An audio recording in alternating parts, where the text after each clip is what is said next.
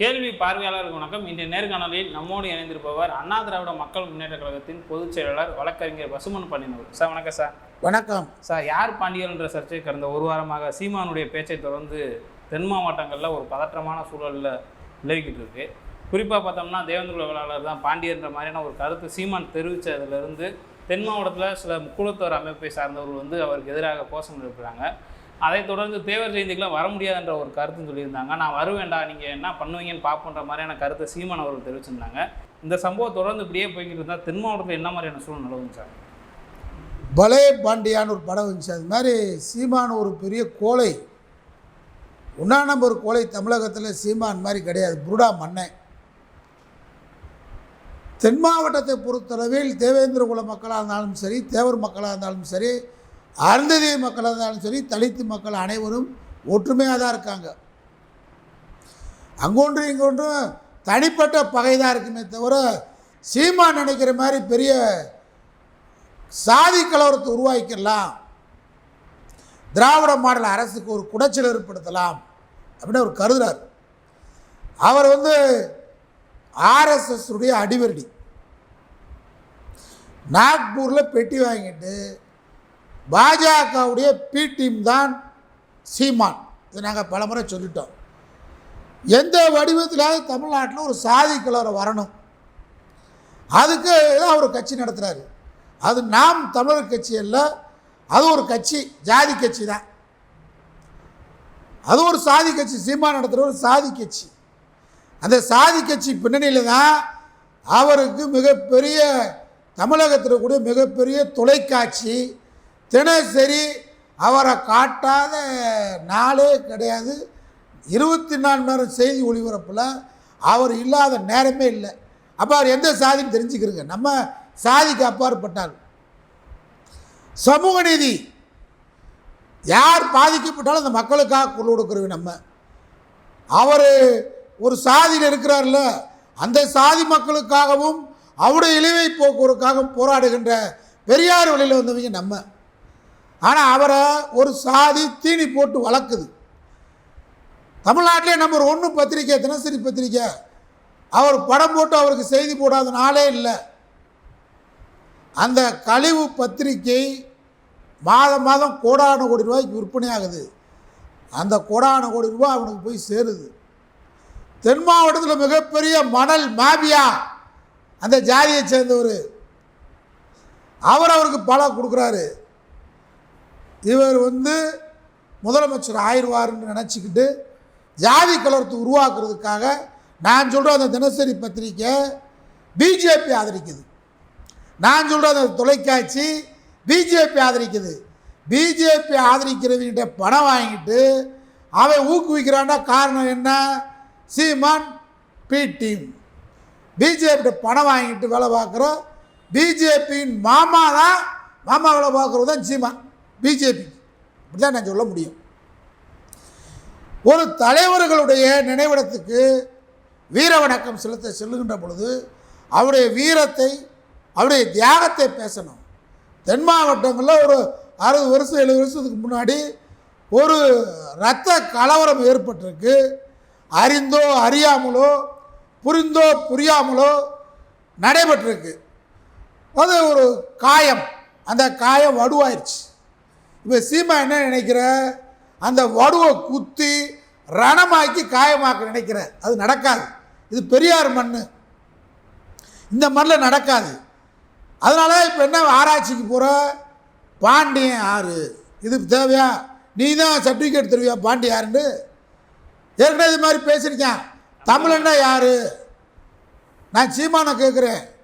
1965 இந்தி போராட்டத்தில் lieutenant general L கணேசனோட மாணவராக இருந்து இந்திய எதிர்ப்பு போராட்டத்தை நடத்தியவர். அவருடைய தலைக்கு விளைவிச்சிச்சு பக்தவச்சல அரசு. பே சீனிவாசன். தெலுங்குன்னு சொல்லுவியா?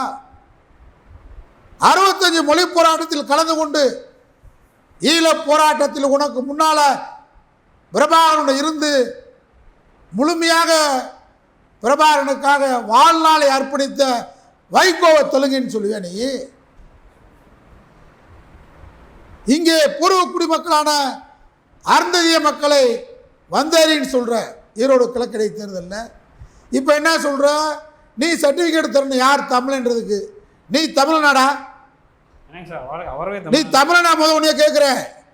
நீ ஒரு சாதி சொல்கிற, அந்த சாதியும் கிடையாது, இந்த மாநிலமும் இல்லை. நீ இப்போ நீ என்ன சொல்கிற, பசும்பொன்னில் வந்து கலவரம் பண்ணலான்னு பார்க்குற. நான் என்ன சொல்கிறேன், பாண்டியர் யாருன்னு பார்ப்போம்ட்டில இந்த பேச்சோடு நிற்கணும் ஆம்பளை மாதிரி. இன்னைக்கு மாறுற கல்லர் தான் ராஜராஜ சோழன், சேரன் தான் அகமுடியர், இப்படி வர்ற. பாண்டியர் வந்து மறவர், இப்படி வர்ற. இப்படியே மாற்றி பேசுகிற. பசுமொன்னில் பார்த்துக்குறோன்னு சொல்லிட்டீல, உங்களுக்கு பட்டா போட்டிருக்கான்னு கேட்டீல. இன்னைக்கு மறைந்த நம்முடைய மூக்கிய தேவருடைய உடனிருந்தவர், முத்துராமலிங்கத்தை உடனிருந்தவர் ஏஆர் பெருமாள் மகன் ராம் இன்னைக்கு பேட்டி கொடுத்துட்டார், பட்டாவை காமிச்சிட்டார். பசும்பொன் எங்களுக்கு சொந்தமுடா, வந்தால் தூக்கி போட்டு எத்துனான்றாங்க. என்ன செய்ய போகிறேன்? நான் வந்து ஒரு தலைவர்களுக்கு மரியாதை செலுத்த வரவங்களை வரக்கூடாதுன்னு சொல்லக்கூடாது, அது நாகரிகம் இல்லை. ஆனால் சந்திப்போம் சொன்னது யார்? நீ தான். அப்போ வீரமிக்க இளைஞர்கள் என்ன செய்வான்? இன்னைக்கு எசிகி ராஜா வந்துட்டார், ஆதிநாராயணன் கிளம்பிட்டார், ஏஆர் பெருமாளுடைய வாரிசு ராமத்தவர் கிளம்பிட்டார், இன்னும் பல பேர் முக்குளத்தோர் தலைவர் மீசை ஈஸியாக வச்சுட்டு திருவாங்க. அவங்க இப்போயே நோட்டை தூக்கிட்டு தீபாவளி வர வருது, தேவர் செய்தி ஒட்டி வீட்டு செலவுக்கு பார்த்துக்கலாம்னு தேவர் செய்தியை சொல்லி வசூல் பண்ணிருப்பான். நான் அவன்லாம் பேச விரும்பலை, அவன் களத்துக்கு வரமாட்டான், அவன் காகித புலி. இதை பற்றி ஏன்னா ரோசம் இருக்கா அவனுக்கு? பட்டா இருக்காடா பசுமன் உங்களுக்குன்னு கேட்டுடானடா. நீங்கள் போய் வெக்கம் கேட்டு போய் எடப்பாடி நிலத்தில் உண்ணாவிரத்தில் போய் வரிசையாக நிற்கிறீங்க, முக்குளத்தை வச்சுக்கிங்க. 10.5% இடஒதுக்கீடு பிரபலை கல்லருக்கு எதிராக, கொண்டையங்கோட்டை மரபுகளுக்கு எதிராக, சீர்பரவருக்கு எதிராக கொண்டு வந்த எடப்பாடி எப்படி நீங்கள் ஆதரிக்கிறீங்க? இன்னைக்கு சீமான் பேசுகிறான், பட்டா இருக்கா, யார் பாண்டியர் சந்திப்போம்னு சொல்லி. நான் பாண்டியர் யார் விவாதத்துக்குள்ளே போக விரும்பலை.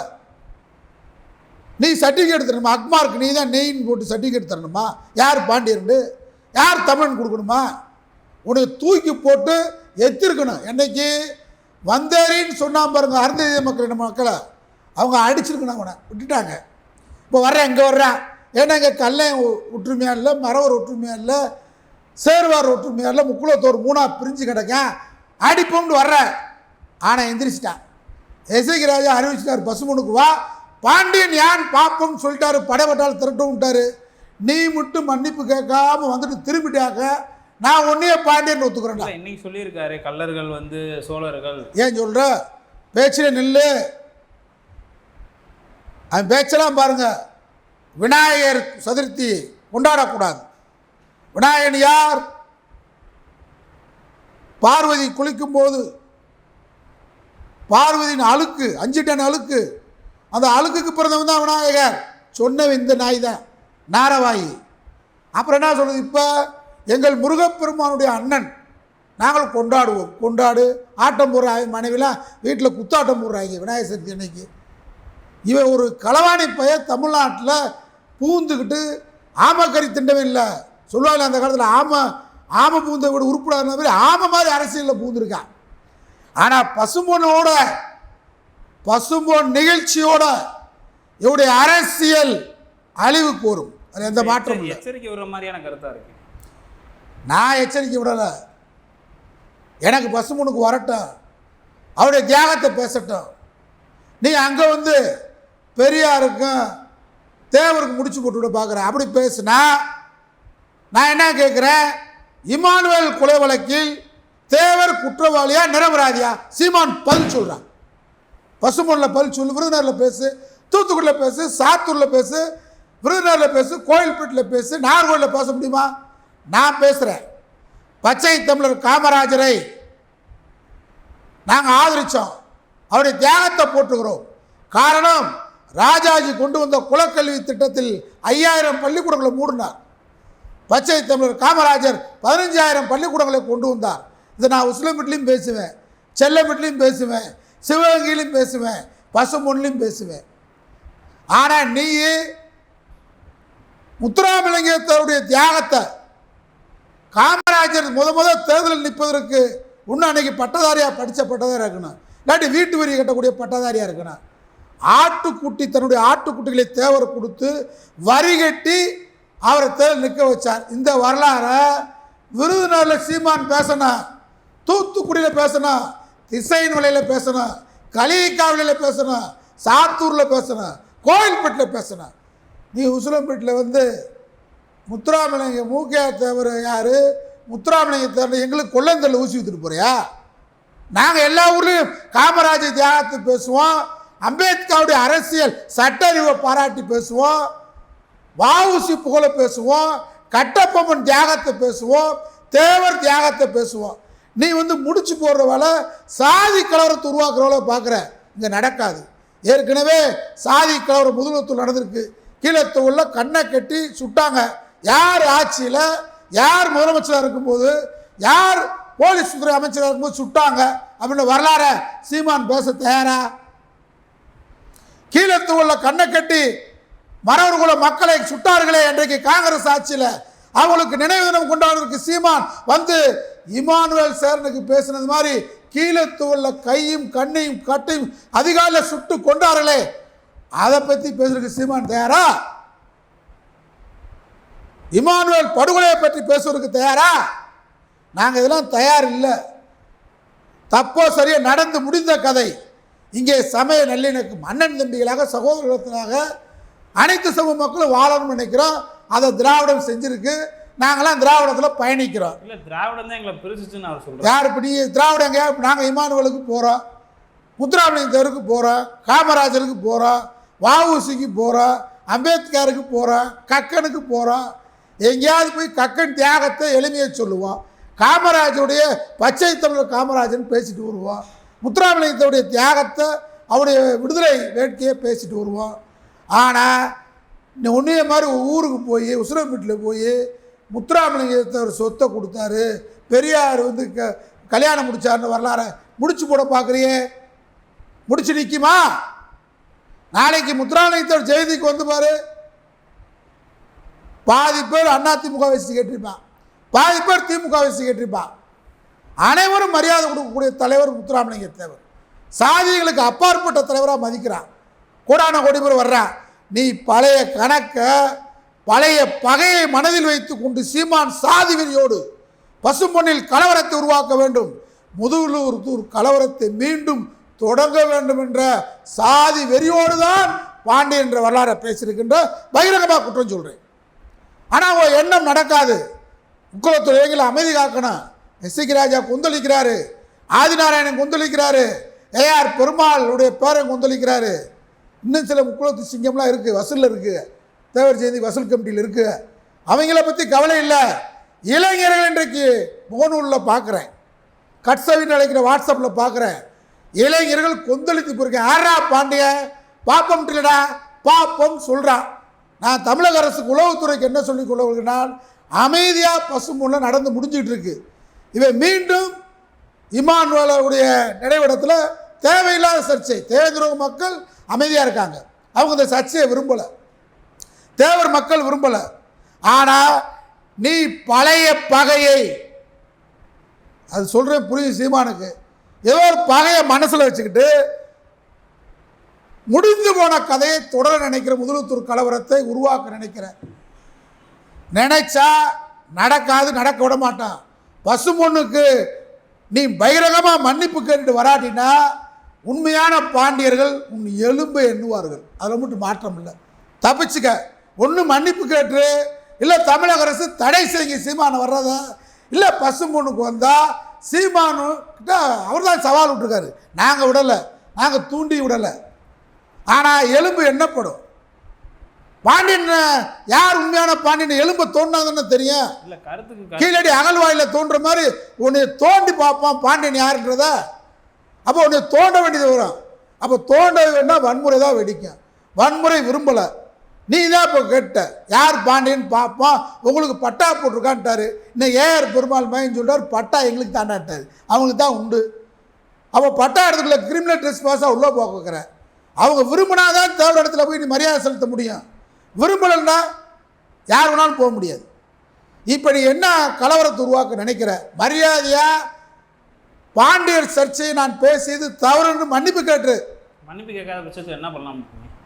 மன்னிப்பு கேட்கும் பட்சத்தில் அவர் சவாலை இளைஞர்கள் ஏற்றுக்கொண்டார்கள். இசைக்கராஜா ஏற்றுக்கிட்டாரு, ஆதிநாராயணன் ஏற்றுக்கொண்டிருக்கிறார். பாண்டியனை சந்திப்போம் நீ தான் சொல்லியிருக்க, அவங்களும் சந்திப்போம் இருக்காங்க. நான் இந்த வசூல் கமிட்டி சில ஃபார்வர்ட் பிளாக்காரங்க இருக்காங்க, அவங்கள பற்றி கேட்கல, இவங்க பார்க்குறேன்னு இருக்காங்க. அதனால் உடனே பார்ப்பாங்க. கூட வர எட்டப்பன் யார்? இந்த தேவையில்ல சில எட்டப்பன் இருக்கான், அவனு சில பேர் வருவான், அவனையும் பார்ப்பான். அப்போ ஒரு கலவரத்தை உருவாக்க நினைக்கிறேன், நாங்கள் விரும்பலை. உன் கையில் தான் முடிவு இருக்குது, தமிழ்நாடு அரசு தான் முடிவை இதை பரிசீலனை பண்ணணுன்றது வேண்டுகோள். பசும்பொன்னில் அமைதியாக அவரை கோடானு கோடி மக்கள் தெய்வமாக கருதி வந்துக்கிட்டு இருக்காங்க. அந்த இடத்துல ஏதோ சாதிய வன்மத்தோட சாதிய வெறியோட முடிந்து போன கதையை இன்றைக்கு தூண்டி விட்டிருக்கிறார் சீமான். அந்த தூண்டுதலை அடியோடு ஒழிக்க வேண்டிய பொறுப்பு காவல்துறைக்கு உண்டு.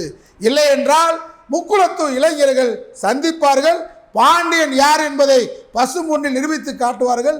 சீமான் ஓடோட விரட்டப்படுகின்ற காட்சியை பசும்பொன்னில் பார்ப்போம். சீமானின் சர்ச்சையான கருத்துக்கள் குறித்து பல்வேறு கருத்துக்களை பேசணும். மிக்க நன்றி. நன்றி.